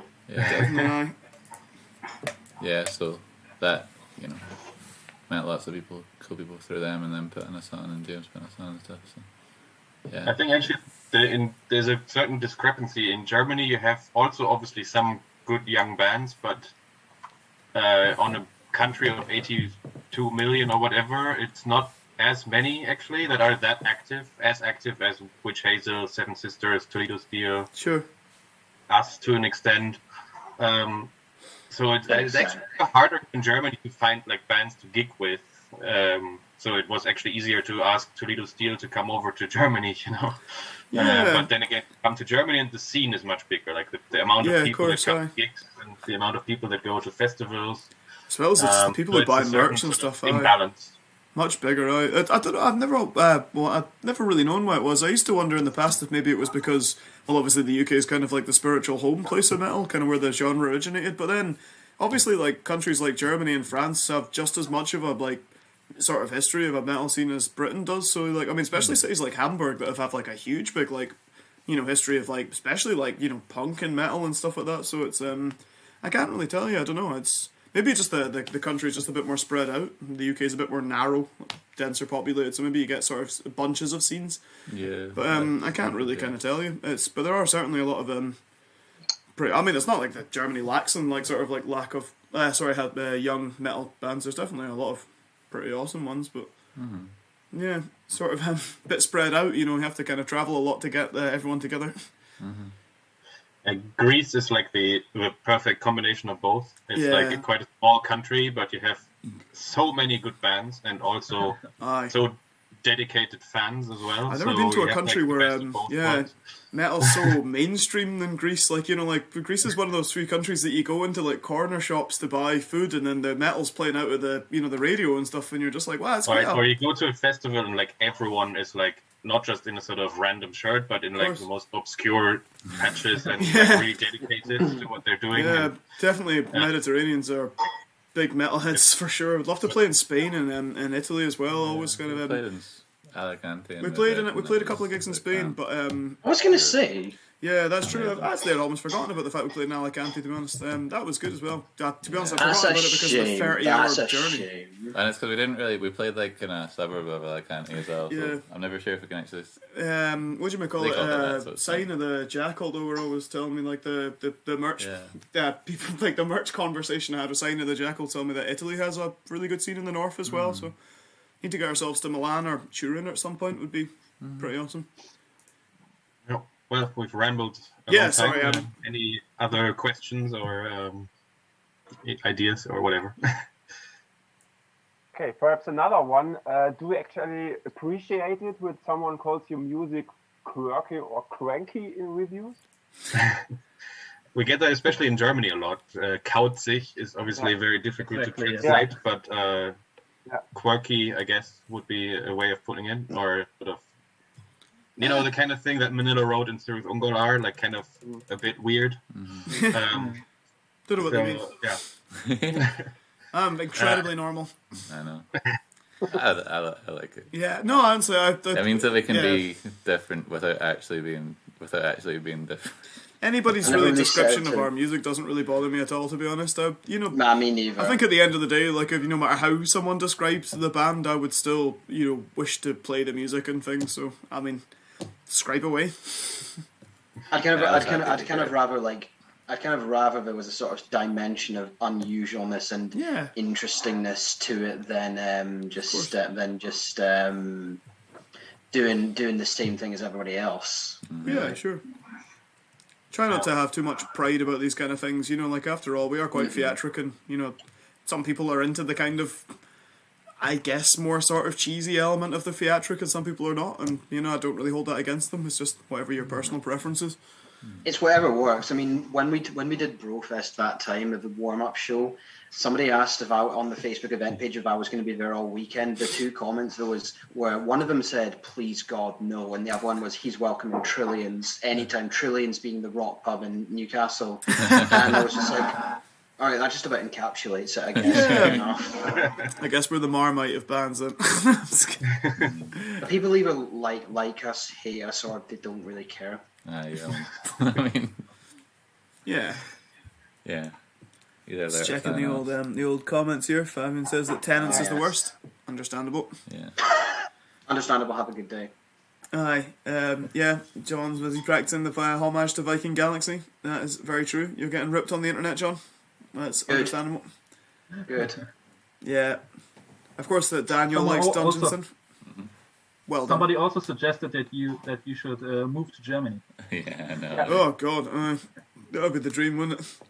Actually, to be honest, I did once a long time ago think about moving to Germany, but I guess that's a bit harder now considering the Brexit stuff, like I said. But maybe one day. And the thing else. that kind of stops us from moving to Germany is that we've got a studio here that we record our albums in, and Would have, definitely miss the studio. Yeah, like his brother is a really good. Yeah, but I really wouldn't big exactly, like I fan. said, say So- no to one day living in Germany. I don't really know. I tend to keep these kind of things open. Yeah, I mean, when the our studio landlords are, can I say they're terrible? And then Right. Landlords Um, are bad people, but we yeah. appreciate them. We swear. no, there's the toilets have got rot in them, so the whole building is due to fall down in a couple of years. So when the whole building falls down, and we get Yeah, we get some don't have a insurance money. studio anymore, If we can salvage then the we'll do sound it. desk, it's whatever. Right. Yeah, When exactly. like the United Kingdom sort of sinks into the sea, and then we'll sail on some That's boats it. over to the Netherlands, and then we'll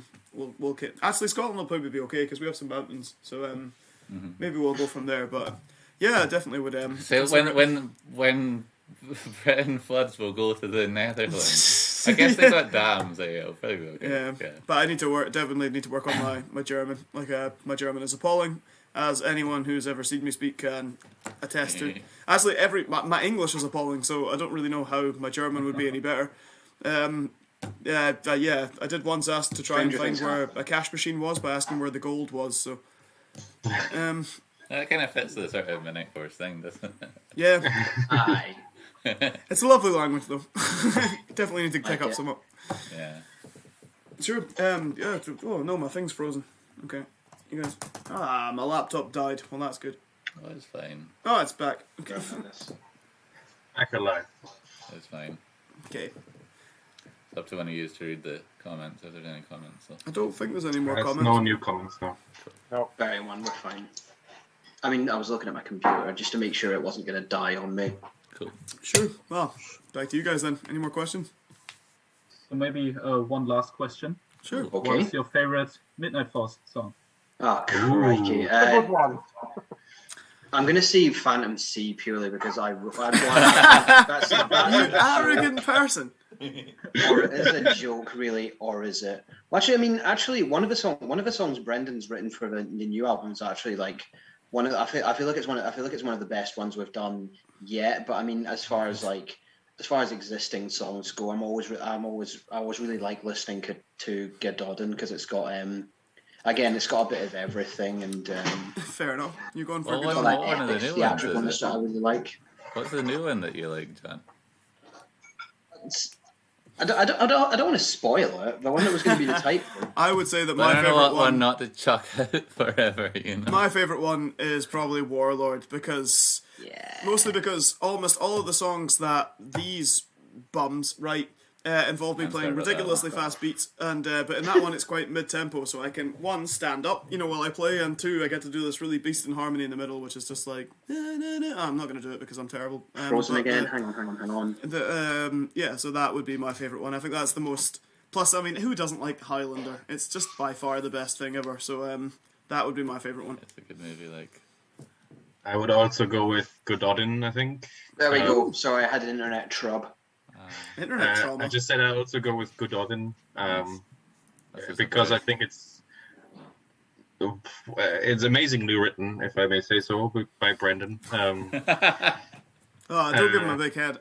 I have to live with And I it. think the chorus is great, the intro is great, the melody is cool, and then all the random stuff that happens in between just is very interesting. Oh, and, yeah. Callum Always. Alderwood, a friend of ours, did a great job on the solo with Love it, the Rockets. electric fiddle. Which Same was guy really that did the cool. Latin on Parthia. Yeah, did that, yes.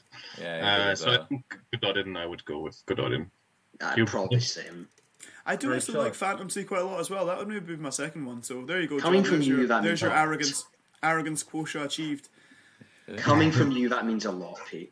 Yeah. Oh, I don't know. I'm just like I said, I'm a sucker for a good theatric. One day when the Midnight Force stage show, where I get to direct a puppet display comes in, then that'll be a really good Quentin one. Temple So, did a puppet show, which was pretty cool from what I remember. yeah, me and Zed Yago and John are going to do a puppet show. Possibly you, Brendan. You're going to rope you into it. That would make me happy. Fair enough. I'm gonna involuntarily hang Anscar from ropes, so it's gonna. Anyway, I'm gonna shut up because I do tend to babble. So back to you guys. Brendan still has to say his favorite. I think my favorite one, like, as a song, is maybe "Down of the King," but I can't really. Yeah. I That's good. still find it hard to play the bass line when we play it live. That's actually So a crowd favourite, aye. Yeah. That's quite a few people's favourite one. My favourite probably to play live is probably Scarlet Citadel because I really like booty booty booty booty. I like playing the bass line. It is a really cool bass line. I like it because it's like sort of interesting, quite complicated stuff, but you play in sort of like a sort of laid back, quite chill, almost lazy kind of way, which is always something I'm impressed with. That's lucky. I'm glad. Don't tell him I said that. Yeah. Yeah. So. What are you guys' favorite songs? Don't be polite. I would say that you answer it first because my answer will be quite long. I mean, favorite Midnight Force songs. We don't have to be too. Still will be. My answer still will be long. Okay. Thanks. André first. I really like the long tracks, like Dansenay. I think that's my favorite one. Cool. Very epic. Good. You didn't play it in Hamburg. No, we didn't, did we? Limited time, eh? So. Yeah, actually, to be fair, in my defence, I was the one who wanted to play it, but like it was used that we're all like, oh, I can't remember how to sing the problem harmony. as well. It was like I was saying, it was the practice studio. We hadn't practiced for like months he's before right. that. We couldn't practice the harmonies, so. Yeah, and the practice studio only had the one mic, and I think Dunstanton is quite vocal harmony Well, heavy. you know, Brandon, a real man could have just sang the harmonies using just pure. I don't sing any harmonies. It was you that sings the harmonies, and I didn't trust you. No, I'm sorry. I trust you. Fine. I was just happy to be there. Yeah. So. Yeah. I think it was like if you only have a 40-minute set, then an 8-minute song. Obviously, you can play 2 songs instead. So we rather did that. Yeah. But yeah. Yeah. Well, glad to hear that. So cheers now a I will lot answer then. for the comments, though. That's nice. Over to you, Aidan.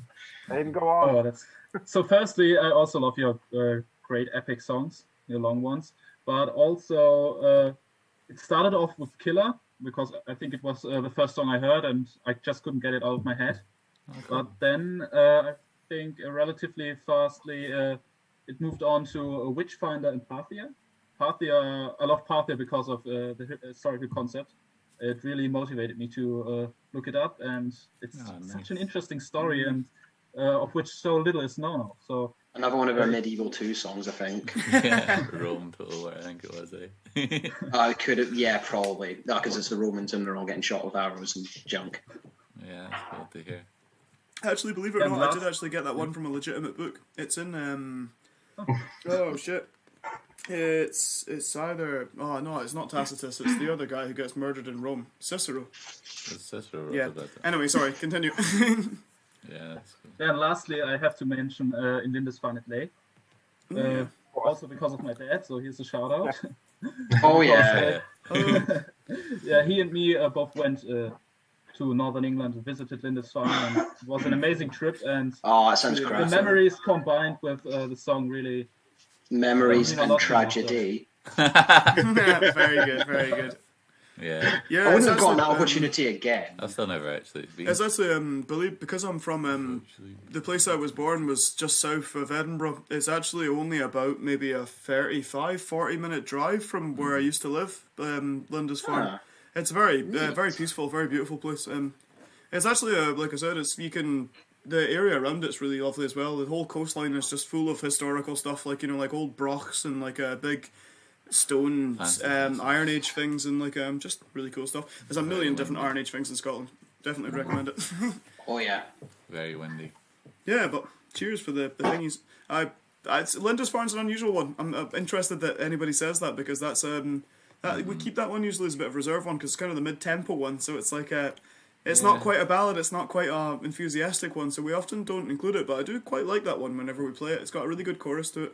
We've got an alternative version of that one worked out, eh? Yeah, we do. There's an alternative version of that one. What's that? Loot, is it? There's Liar. Like we're gonna put that. We had Brendan actually got. I wish I could show you, but he doesn't have it on. As a medieval style lyre. Yeah. Like like a what do they call them? Harp, like a tiny harp, and we're gonna do a version of it on that. So we've got that planned out anyway. So yeah, there's a reason. There's a long-term plan with albums, but it's not too complicated. There's always of course. I didn't give anybody else any say in that. I was just like, I've got a plan, and So We'd have all countenanced it. I mean, it's pretty cool. How much time do we have? Because I think Fabian was wanting you to talk a wee bit about the lyrics of Dunsinane. yeah, good. If you, I guess that could be the last question. I don't know. If that's okay Well, with you however guys. long people want to keep going, I don't mind. So yeah, Dunsinane, as I said earlier, I wrote it after I wrote my dissertation, translating the play by David Greig, whatever, G-R-I-G, from Scotland. If you're watching this, please, David Greig, feel free to correct us. Who wrote it as a response? So Lindisfarne Lay, that was the last one of your favorites, Aidan, or was there another one to come after Oh, it that? was the last one of my favorites. Okay. Just to be clear there. David Greig wrote Dunsinane as a sort of sequel to Macbeth. So after Macbeth is, all the stuff happens in the play, then you get to know what's actually happening in Scotland after the English take over and stuff. So it's written as a sort of allegory to the Afghanistan war, where European powers come in, destroy everything, overthrow the whole government, because apparently it had to be done, and then leave everything in chaos. And I thought it was a good, not exact, but a good parallel to the Scottish independence story, England basically ruling over Scotland, telling them what to do, whilst Scotland actually has some other ideas. And in the original independence referendum, it turned out obviously 55 to 45% against it, but obviously we all know that pretty much all of that was just based on complete lies, that Scotland would remain in the EU and all of that stuff. So I thought it was a good thing to write a song about, both from the historical and theatrical point of view, and to tie it into modern Scottish politics. So if there's another independence referendum, I hope they pick one of our songs as a anthem or something. Yeah. I say it was. We won't even ask for money for it. Just. I only really knew that story, thanks to you. It's when you were explaining it to us when we drove up to do a gig in, oh God knows where was it, Perth or somewhere. We drove past Dunsinane. So we did. We drove. The Dunsinane is in Perthshire, and it's actually a really beautiful place. It's quite it's actually still quite wild to this day. You can still see the woodland, and you can still see the cliffs, and you can still see the bogland. So Perth in general is lovely. Yeah, it's actually so if anyone's watching this ever in Scotland, if you still want to see that kind of, you can see why someone would lose a battle there. You can go to the place and be like, oh right, yeah, that's why. It's a very dense, foresty kind of part of the country that's got a lot of kind of hills in it, so it's very beautiful. Mike was commenting that the Gododin is his favourite historical period of Britain, which actually is it's interesting because he was saying that it is often kind of a sort of period that's a bit overlooked. That the early Viking sack of Lindisfarne as well is quite fascinating, because it's so well known and so well documented. So it's a fascinating place, Lindisfarne. You were saying you were there, right? I'd like to go. Yeah, I remember seeing it from the bus or the train or whatever down to Newcastle. Yeah. Whenever we had a gig in Newcastle, we'd see that's right. Not Dunsinane, Lindisfarne on the coast. Sure, right. Still a monastery there now, as far as I know. Yeah. On the road, definitely standing there. Yeah, that's right. Cool. It's very it's a few of the sort of religiously people from my old sort of area used to go down for kind of pilgrimage kind of stuff. So it's I think it's still quite a religious place now. It's like I said, beautiful coast. I can't really think of many other historical ones that I can think of talking about in that thing. Well, I mean, basically all of our songs are either about fantasy or historical stuff. We have the odd sci-fi thing here and there. That's right, with not much. Like Medusa, for example. It's just Medusa is only sci-fi one, I think. Hey, that's. But we've published, yes. Mm-hmm. Sure, right. We've got most of the songs off the next album are historical. I think there's only one. That's right. There's only one fantasy one. I think it's one that you wrote, Ansgar, right? Covenant? Don't forget Covenant. Oh, no, I mean off the new album, the Covenant album. All right, I'm an idiot. idiot. Historical because Yeah. I spent all my time playing Total War or looking on the internet at history. The new one has a one about Elric from Michael Moorcock, so that would be classic fantasy stuff again. Yeah. That's why I was wondering if for a while when we did the slight spoiler alert here, the one that I was saying that I wrote about the Haitian Revolution, I was kind of chuffed at myself because I thought that might have been the most modern one, but it's not, is there? There's a more modern historical one than that. What's the more modern historical one than that? There's a World War one, isn't there? But I've got a World War one coming up for the new album, so right, that would be the most modern. There you go. I've been beaten. I do not have the most modern historical topic. And Vessel of Darkness, I guess. Right. Dracula was released in 1870 or something, so that is kind of newish. There you go. Right. Well, there'll be many. Like I said, actually, it's really. I think it's nice when people send us sort of messages where they tell us that they were inspired to look up a historical event because of one of the songs. I think it's actually a really nice feeling, especially since you guys were saying that you're historians yourself. Like historians always are willing to try and spread the word and kind of stuff. So it's always it's nice when people get interested in history, especially if it's an exciting way to get into it is via metal. Like, it's not something you normally think about, so I get a little bit of self-pride, like whenever somebody says, oh yeah, I looked up this, like you were saying about Parfy, I looked up that battle because I listened to that song, and I'm like, yeah, there you go. My victory of spreading the historical word has succeeded. Yeah, that happened after the Keel gig. I was chatting to somebody outside about the historical nature of the songs, and then I was like, oh, that's cool. That's funny. It wasn't with Midnight Force. It was with one of our other bands. But I wrote a song about the mutiny in Kiel at the end of World War One. And then so we were chatting. And it was like, oh, the history and the songs and this. And I was like, oh, it's funny you say that because I wrote a song about that building over there. That we can see. So I was like, yeah, I'm glad I got to say that. Yeah, I want to know how many times I said the word Kiel Bab because I saw it on the side of the shop while I was in that town. Mm-hmm. At least 74. Mm-hmm. Then I had one. It was pretty good. A fish kebab. It's nice, pretty town, Kiel. It's lovely, yeah. Yeah. Was it you that was stuck there, John? You were trapped there for longer than the rest of us. Something like that, yeah. I had about 3 hours to spare there one time, and I think I went to the seafront and got one of those fish baked burger things. They were bloody lovely. Yeah, and they're good. I was a bit feared of the seagulls trying to take it away from me. It's good to know that like robber seagulls aren't just a Scottish thing. Like it's good to know that they're kind of an international phenomenon. And Kiel's a lovely town. I got a bit more of a connection to there because my uncle lived there for a fair few years. He's moved back to Edinburgh now, but my uncle and my aunt, they both lived there for a fair few years before moving back here. Mm-hmm. So I got to visit there a few times, and it was really good. I really enjoyed myself there. Yeah. Well, and of course, there's that really cool Anti-Fi venue there as well. Yeah, there was a nice venue.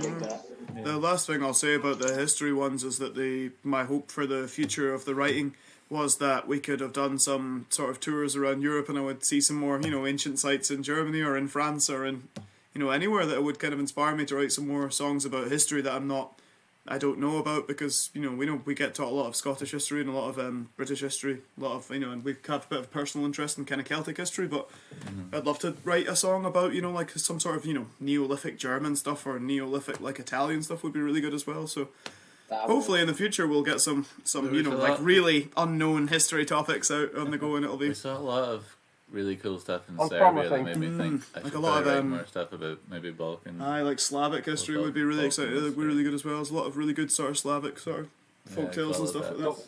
Fortress. Yeah, one thing I could see on your social media accounts is that you probably are writing a song about Charlemagne. So yeah, so there's something about German history.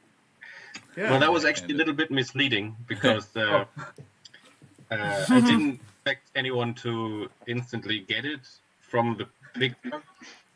So I just opened a page in like this really old hope that I have for the picture opportunity. So at the moment, I don't think we have any songs that even fall into that sort of historical period.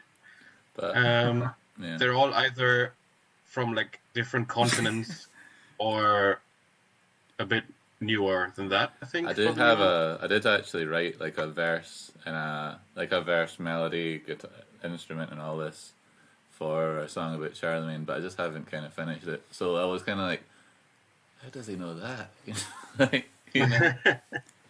So there obviously is one, because there was always going to be, and it would have been silly if there wasn't. So we were at his. It's in process. We went to his tomb, We were up in. It was Aachen, wasn't it, where he has he's buried.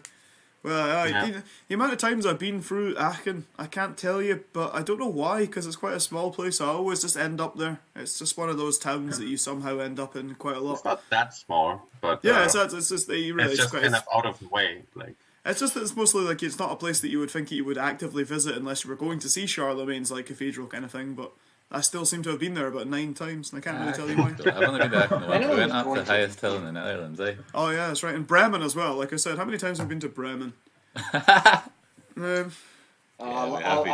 Surprising amount. Ridiculously large amount of times. More than I ever thought I would. But yeah. I mean, it's gone to the point where, like I said, on this topic, Fabian just asked, or in the comments, will there be a song about non-European history? So yeah, definitely. Yeah, there is. Well, Brandon wrote songs about that. I've got lots of songs. Because I kind of realized after like the first album, or like 1.5 albums of writing worth, I was putting them all on a map, and I was like, but they're all kind of just about like where medieval Total War is. Like I should try and get people interested in some other part of history. So I've written Eurocentrism in a nutshell. Yeah. So I've got like, I mean, we had like, the song about Qin Shi Huang. We did. We had the first tune was about the first emperor of China. But on the next album there's a song about the first emperor of Mali, and there's my thingy one about Haiti. Vietnam. This really cool sort of Vietnamese rebellion that happened in the early AD. I think it was early AD. All about our rebellions. Then there's Haitian. Yeah, I've got one in the pipeworks about the Haitian Revolution. And so that's, I guess, a bit. I would absolutely love to write a song about something sort of medieval African, because there's a lot of really cool folk stories from like the Malian Empire, like you say, or like the like the Great Zimbabwe or something would be really cool. But I will confess, I'm just really ignorant about the actual history. So the problem I have with the song about Mali is it's based on like an old sort of epic. You know what I mean? Like an old the epic of the area. And so that means I was like, okay, I'm going to try and sort of roughly make it the same kind of progression of story, but it means you end up with like 9 or 10 verses, and you can't have 9 or 10 verses in like I mean, you can, but the riff wasn't. You absolutely can. I don't know. So that's kind of the main problem I've got with that song. So I'm gonna, and I also, when we practice, usually I badly sing the tunes and play the guitar, and you play the drums. So I need you to come into the studio so that we can work on that one, John. So there is. We'll see what Santa can do. Yeah. In the words of those Northerners, we need a singer. Yeah. He's saying. Well, actually, you could also split the song up into different parts. Seven Sisters did the same. Oh yeah, do like a part 1, part 2. That's a good idea. That's a point. That is a good point. We got same bat time, same bat channel. A comment there saying that if we're gonna write any songs about Celts and Druids, then would obviously. Oh, you've got a kind of concept in mind about a sort of Celtic theme on the go for some acoustic stuff. So yeah. We're not going to do Stonehenge. Where the magic dwells. Yeah. Where the banshees live, and they do live well. But about bordering into parody, we definitely. Bordering into parody. Well, I mean, I say that. Little children of Stonehenge. Yeah. I knew my love, won't you take my hand? It's a banging tune. So I actually quite unironically like that sort of loop passage. I would incorporate a loop into our songs, and I would not apologise for it. So yeah, absolutely. On your side. Yeah. I think Brendan might have you beat with that one. That's We do true. have a plan. Well, we just told you with Lindisfarne we're going to put a loot on that. So, So yeah, let's see what we've got else. Anything in the... Oh, someone's got Parfait as a favourite. Yeah, that's the one I wrote, so woo! Fair play is a very good one. I'm just having a wee look-see as well. Oh, Yeah, just can I see get if this there's any more work? Can comments. I get this working? Yeah, I am surprised that anyone's still with us. Thanks everyone for tuning in. It's really nice to yeah. see everybody in the comments. It's sometimes you can feel like you're totally, isolated from the world during the lockdown, so it's nice to actually be able to see everyone. Also, thank you, Nahalia the Storm Seer, for Well, cheers to- for the kind comments about Phantom Sea and Viking Galaxy and all the rest of it. Aye. Yeah, thanks everybody. Those are kind words, my friend. The comments Cheers are for always lovely. cheers for the footage, by the way. I forgot to say earlier. Cheers to Lars Bohlen for giving us. Oh, yeah, that was a footage huge help, of thank the you. gig, and that he sent us a couple of videos, and they're always really good. So I Yeah, appreciate it. I should have said that a long time ago. So sorry for not. on a cheesy Better note, late that's than the never. best thing about the sort of whole metal community in general. It's good to know that we haven't been sort of forgotten by the whole scene in general. Like, there's you thinking that you haven't played a gig in a year, you'll slowly fade into the distance, but it's nice to know that people are still remembering the gigs and still posting nice things about them. So thanks everybody. Even if even just one or two, if we even like get to one or two people and they pick up what we're putting down, then that's good. That's terrific. Absolutely. Thanks a lot, of course, also to you guys. Aye, thank you so much. It's much appreciated. Fair enough. Pleasure, gents. I hope we didn't ramble on too much about video I games. think we might have done. Ansgar, I hate to break it to you. In Glasgow, that's When I called... said we, I didn't mean myself. But So you say. Oh well. Fair well, what is that supposed to be? No, fair enough, to be honest. Yeah, understandable. Like I said, we are famous for the patter at the shite. So, yeah, shall we call it a night at that then? Yeah. Thanks everyone. Cool. Well, thanks Yeah. a lot, everybody. It's been an absolute pleasure. This obviously will be on Okay. YouTube, so if you That's want to come back to it or watch the live footage or whatever, just it will be there. Or So- torture anybody who's trying to sleep with my parts. and yeah, cheers, guys. Like, I really, really Yeah, thanks a lot, hope man. that we're in, back in Germany at some point real soon. I really miss the country. It's kind of, I think this is probably the longest time I've actually not been in Germany since I met bloody Ansgar over there. So, it's, I know, I've almost forgotten how to say cheese. I'll be saying Kaiser again, and it'll be terrible. So, yeah, it's, well, it's because Thanks a lot for we were in a pub a chippy in Dusseldorf. Sorry, no, I mean You're it's a getting really- reasonable thing to yeah, do. okay, yeah. And instead of asking for cheese, you ask for like the what's it called, like the cash desk. What's the thing called? Cashier or something? I don't know. what's the The German cash. word Is that for what it was? a cash desk?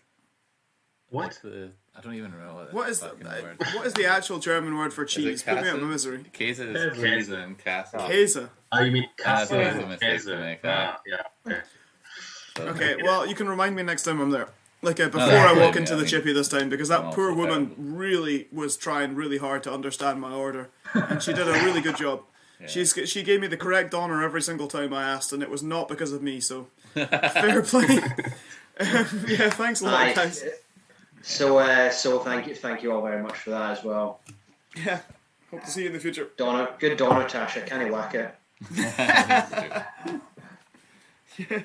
Okay, good night, everyone. Aye, Aye, gents. No. Auf Wiedersehen. Yeah. Bye bye now.